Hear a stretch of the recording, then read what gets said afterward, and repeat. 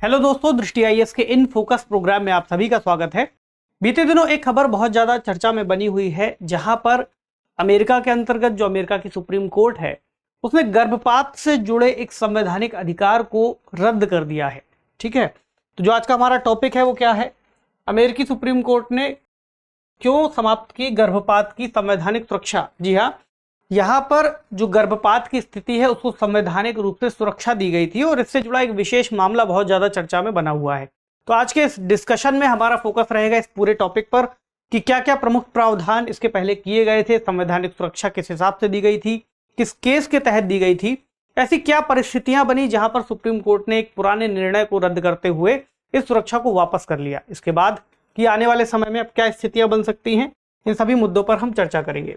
खबर जैसा कि हमने डिस्कस कर ही लिया, US supreme court ends constitutional rights to abortion, state can ban it now. ठीक है, इसमें दोनों ही बातें आपको स्पष्ट रूप से समझ में आ रही होंगी कि सुप्रीम कोर्ट ने जहां इस अधिकार को रद्द कर दिया है, वहीं अब जो मामला है अब स्टेट्स के पास आ गया है, यानी राज्यों के पास आ गया है कि वे यहां पर बैन लगा सकते हैं। पूरे मामले को समझेंगे, जो पॉइंट ऑफ डिस्कशन रहेंगे हमारे चर्चा के बिंदु, क्योंकि आज हमने इनको भी आज के डिस्कशन में शामिल किया है। तो इसमें हम बात करेंगे अमेरिकी सुप्रीम कोर्ट का क्या निर्णय रहा, इससे जुड़ा हुआ बहुत ही प्रसिद्ध मामला जो था रो बनाम वेड मामला, इस पर बात करना बहुत जरूरी होगा क्योंकि ये मामला ही इस पूरे मुद्दे का की पॉइंट है। ठीक, इस निर्णय पर कोर्ट ने क्या तर्क दिया, यानी कि अगर इसको रद्द किया तो क्या कहकर रद्द किया। इसके अलावा एक और कानून था मिसिसिपी कानून, वो क्या कहता है, इस निर्णय का क्या महत्व होगा, यानी वैश्विक स्तर पर इससे क्या प्रभाव देखने को मिलेंगे, इस निर्णय के अंतर्गत क्या बातें निकल करके सामने आएंगी।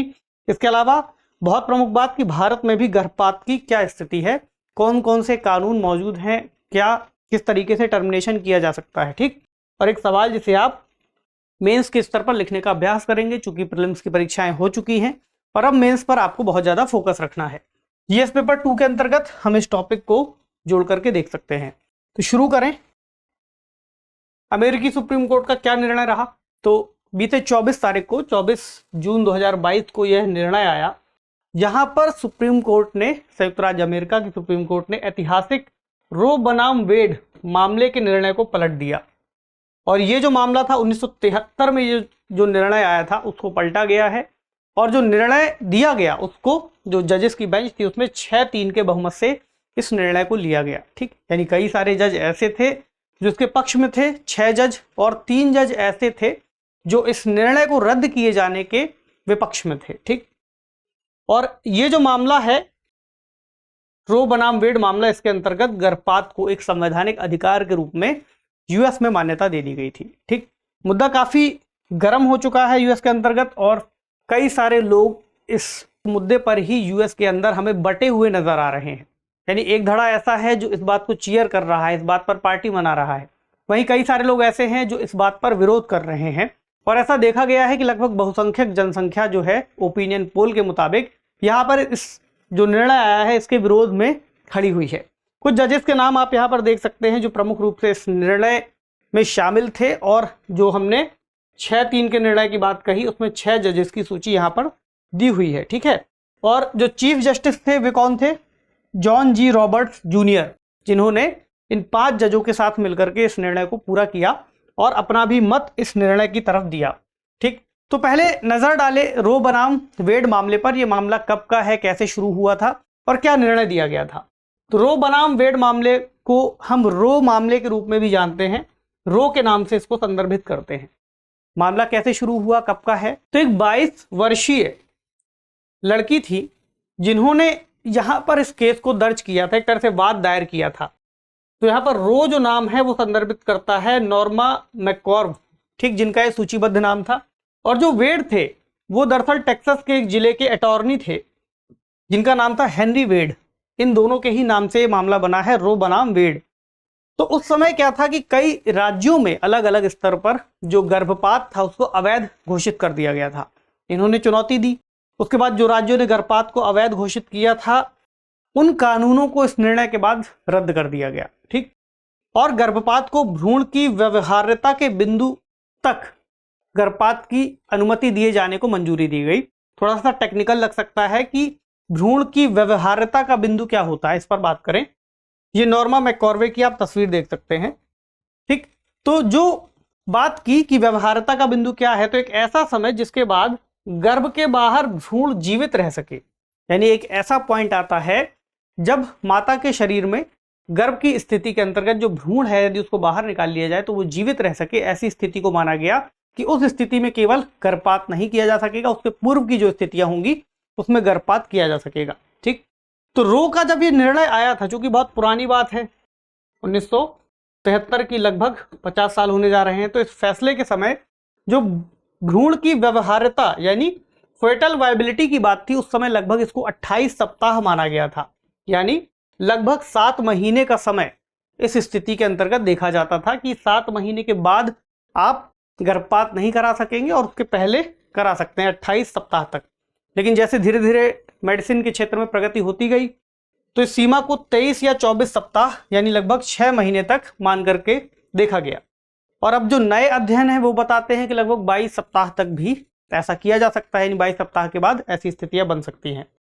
औसत जो गर्भावस्था की स्थिति है वो लगभग 40 सप्ताह की मानी जाती है। अब जो एक टर्म हमने जिक्र किया जिसका भ्रूण की व्यवहार्यता, उसको एक और तरीके से परिभाषित किया गया है, यानी फर्टाइल वायबिलिटी की, यानी एक ऐसी स्थिति जब किसी महिला के अधिकारों को उस अजन्मे भ्रूण के अधिकारों से अलग किया जा सके। यानी किसी महिला के अंतर्गत, महिला के शरीर में जब वह भ्रूण मौजूद है तब तक ऐसा माना जाता है कि एक महिला का या एक माता का उस पर अधिकार है। लेकिन कब वह स्थिति आएगी जब उस भ्रूण को एक स्वतंत्र व्यक्ति या फिर स्वतंत्र व्यक्ति के रूप में मान्यता दी जाएगी, उसके अधिकारों को रिकॉग्नाइज किया जाएगा, तो उसी स्थिति को यहाँ पर दिया गया है भ्रूण की व्यवहार्यता के नाम पर, और उसका समय हमने पीछे देख लिया। तो इस निर्णय पर कोर्ट ने क्या क्या तर्क दिए इनको भी जाने, क्यों ऐसा किया गया। एक अच्छा निर्णय दिया गया था, काफी समय पहले ऐतिहासिक निर्णय माना गया था। तो न्यायमूर्ति हैं सैमुअल एलिटो, जो इस फैसले के अंतर्गत फैसला लिख रहे थे। उन्होंने रो को शुरुआत से ही गलत निर्णय माना था, यानी जब यह निर्णय लिया गया था उनके मुताबिक यह निर्णय तब से ही सही नहीं था। ठीक, यानी कि उनका मानना यह था कि जो भ्रूण जन्म लेने वाला है उसकी हत्या नहीं की जानी चाहिए, लगभग काफी पहले भी नहीं की जानी चाहिए। अगर 28 सप्ताह की मान लीजिए यहाँ पर चर्चा की गई है तो उसके पहले का समय भी उस भ्रूण के जीवन से संबंधित है। तो रो और केसी मामलों का निर्णय उन्होंने कहा सही नहीं है। हाँ, यहाँ पर एक और मामला था, रो के बाद 1992 में एक मामला आया जो था पेरेंटहुड बनाम केसी 1992, यानी 1992 का मामला। इस निर्णय में भी जो रो मामले के तहत गर्भपात को संवैधानिक अधिकार का दर्जा दिया गया था, इसको भी सही माना गया और ऐसा ही एक निर्णय इसके अंतर्गत भी दिया गया। तो दोनों ही लगभग महत्वपूर्ण निर्णयों के अंतर्गत गिने जाते हैं यूएस के अंदर। तो इन्होंने कहा, न्यायमूर्ति सैमुअल एलिटो ने, कि ये दोनों ही निर्णय सही नहीं थे। यानी गर्भपात का अधिकार राष्ट्र के इतिहास और परंपराओं से गहराई से निहित नहीं है। यानी इनका मानना यह था कि गर्भपात का यदि अधिकार दिया जाता है तो इसको संवैधानिक अधिकार के रूप में मान्यता दिया जाना ठीक बात नहीं है। संवैधानिक अधिकार ना माने बल्कि क्या माने, इसको हम एक तरह से राज व्यवस्था का मुद्दा माने और सरकारों को ये निर्णय करने दे कि क्या नियम बनाए जाएंगे, ना कि कोर्ट को इसका निर्णय करना चाहिए। ऐसी कुछ बात इन्होंने रखी, यानी संवैधानिक अधिकार के स्तर पर इस अधिकार को मान्यता नहीं मिलनी चाहिए और इसके बाद ही ये निर्णय लिया गया। अब एक और कानून का यहाँ पर जिक्र आता है, मिसिसिपी कानून का। यानी कि कुछ ऐसे ही कानून अलग अलग राज्यों के अंतर्गत यूएस के इसके पहले पारित किए जा रहे थे। ठीक, बाद में भी पारित किए गए, लेकिन जो हमने रो बनाम वेड मामले का जिक्र किया वो क्यों इतना महत्वपूर्ण था, इस बात को हम यहाँ समझ पाएंगे। 2018 में रिपब्लिकन बहुमत विधायिका मौजूद थी, उसने एक लॉ पारित किया और उस लॉ के मुताबिक 15 सप्ताह के बाद गर्भपात पर प्रतिबंध लगा दिया। उन्होंने कहा 15 सप्ताह के बाद गर्भपात नहीं किया जा सकेगा। तो जब यह निर्णय आया तो 15 सप्ताह की बात थी, वहां पर कई सारे जो गर्भपात कराने वाले इंस्टीट्यूशंस थे या फिर संस्थाएं थी, उन्होंने इस मामले को चुनौती दी, क्योंकि वे लगभग 16 सप्ताह तक गर्भपात करवा रहे थे। तो जब इस फैसले को सीधी चुनौती दी गई तो इसमें जो निर्णय आया वो इस कानून के विरोध में आया और उन्होंने कहा कि महिलाओं के संवैधानिक अधिकारों का उल्लंघन है और रो के जो ऐतिहासिक निर्णय आया है उसके विरुद्ध है और इसको रद्द कर दिया गया। एक ऐसा ही निर्णय हमें 2019 में देखने को मिलता है, जब एक कानून पर हस्ताक्षर किए गए हार्ट बीट गर्भपात कानून, या हम कहें हृदय की धड़कन से जुड़ा गर्भपात कानून। इसमें प्रमुख बात क्या थी कि भ्रूण की हृदय गतिविधि का पता चलने के बाद अधिकांश जो गर्भपात किए जा रहे थे उन पर प्रतिबंध लगाए जाने की बात हुई। यानी कि एक ऐसी स्थिति जब किसी भ्रूण के हृदय की धड़कन को मापा जा सके या मापने योग्य वह हो जाए, उसके बाद गर्भपात की स्थिति पर प्रतिबंध लगा दिया जाएगा। और लगभग 6 सप्ताह की स्थिति को इस तरह से जोड़ करके देखा गया। इसके बाद इस मामले को भी ले जाया गया कोर्ट के अंतर्गत और इसको भी एक जिला न्यायालय के अंतर्गत रद्द कर दिया गया। ठीक, तो दोनों ही कानून इस आधार पर रद्द किए गए। अब इस निर्णय का महत्व क्या है, इस पूरे मामले को अगर आप ध्यान से देखें, क्योंकि हमने शुरुआत में भी चर्चा की कि अमेरिका के अंतर्गत एक धड़ा ऐसा है जो इसका स्वागत कर रहा है, एक धड़ा ऐसा है जो इसका खुलकर विरोध कर रहा है। यहां पर दरअसल रूढ़िवादियों यानी कंजर्वेटिव और उदारवादियों यानी लिबरल्स के बीच में विभाजन दिखाई पड़ रहा है। और अमेरिका के अंतर्गत आपने इसके पुराने इतिहास में जाकर अगर आप समझें तो ऐसा है भी कि जो सरकार है लगभग रिपब्लिकन या फिर डेमोक्रेट्स के बीच में ही सत्ता का आदान प्रदान हमें दिखाई पड़ता है। तो जो रिपब्लिकन्स है उनको आमतौर पर रूढ़िवादी माना जाता है, रूढ़िवादी दृष्टिकोण उनका अप्रोच उनकी मानी जाती है, और जो डेमोक्रेट्स है उनको लिबरल माना जाता है। जैसे जो बराक ओबामा अमेरिका के इसके पहले राष्ट्रपति थे उनको डेमोक्रेट के अंतर्गत आते थे वो, अभी के जो वर्तमान राष्ट्रपति जो बाइडेन हैं वो भी डेमोक्रेट हैं, डेमोक्रेट के अंतर्गत आते हैं। रिपब्लिकन कौन थे, जो पिछले डोनाल्ड ट्रंप थे। ठीक, तो यहां पर अभी इस बारे में भी अगर आप ध्यान से समझे तो बड़ी भूमिका है, यानी सुप्रीम कोर्ट में स्पष्ट रूढ़िवादी बहुमत बढ़ गया है और इसमें बड़ी भूमिका निभाई थी पूर्व राष्ट्रपति डोनाल्ड ट्रंप जी ने।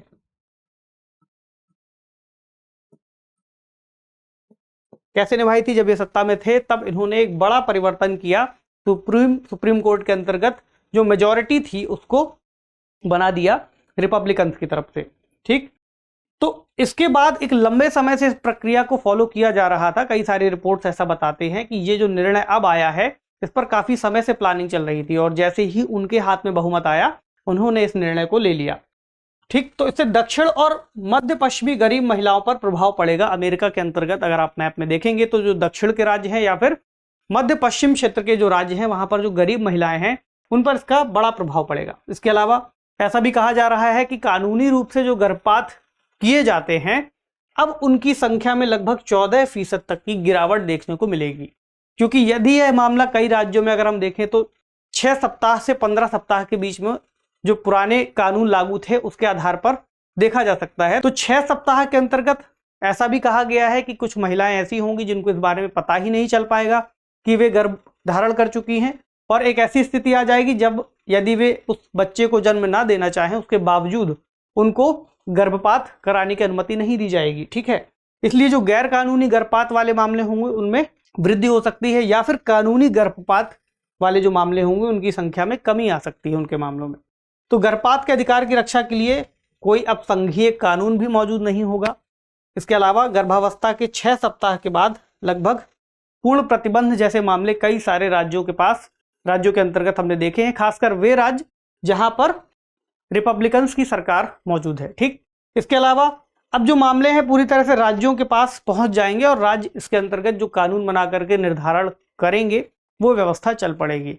इस पर भी कई तरह के विचार विमर्श किए जा रहे हैं, यानी कि टेलीमेडिसिन को लेकर के कई सारे सवाल खड़े हुए हैं कि मान लीजिए कोई व्यक्ति या फिर कोई महिला यदि ऐसे राज्य में रहती है जहां पर कानूनी रूप से उसमें प्रतिबंध लगाया हुआ है गर्भपात के मामलों पर, अब वह यदि किसी ऐसे राज्य से कंसल्ट करती है, किसी व्यक्ति से, किसी डॉक्टर से, किसी संस्था से, कि वहां पर इस पर गर्भपात पर कानूनी रूप से रोक नहीं लगाई गई है, लेकिन चूंकि टेलीमेडिसिन का उपयोग किया गया है, उन्होंने फोन कॉल पर सारी बातचीत की है, दवाएं मंगवाई हैं, लेकिन इस मामले को इलीगल माना जाएगा। इस तरह के कई सारे मामले वहां पर मौजूद हैं जिसको लेकर के लोग विरोध प्रदर्शन कर रहे हैं। ठीक, और एक बात और भी अगर हम वैश्विक स्तर पर देखें तो इस पूरे मामले के बाद, इस निर्णय के बाद रूढ़िवादी दक्षिणपंथी विचारों की एक तरह से जीत बताई जा रही है, और पूरे विश्व में चूंकि हमने इसको ऐतिहासिक रूप से भी समझा है कि रूढ़िवादी और उदारवादी दो धड़े को अगर हम देखें तो ऐसा भी हमने कई बार देखा है कि रूढ़िवादी और उदारवादी दो धड़े हैं जहां पर दक्षिणपंथी और वामपंथी विचारधारा अक्सर टकराती रहती हैं। तो दक्षिणपंथी विचारों की यहाँ पर जीत बताई जा रही है इस मामले के बाद। अब ऐसा नहीं है कि वहां के राष्ट्रपति शांत बैठे हैं, उन्होंने भी हालांकि लोगों से आग्रह किया है कि वे सड़कों पर आकर के किसी भी तरह के हिंसक प्रदर्शन ना करें, लेकिन अब सवाल यही है कि चाहे जो बाइडेन हो या फिर बराक ओबामा हो या फिर मिशेल ओबामा हो, उन्होंने भी ट्वीट करके इसका विरोध किया है। तो सिंपल सी बात यह है कि ये सभी किस पार्टी से आते हैं? डेमोक्रेट पार्टी से।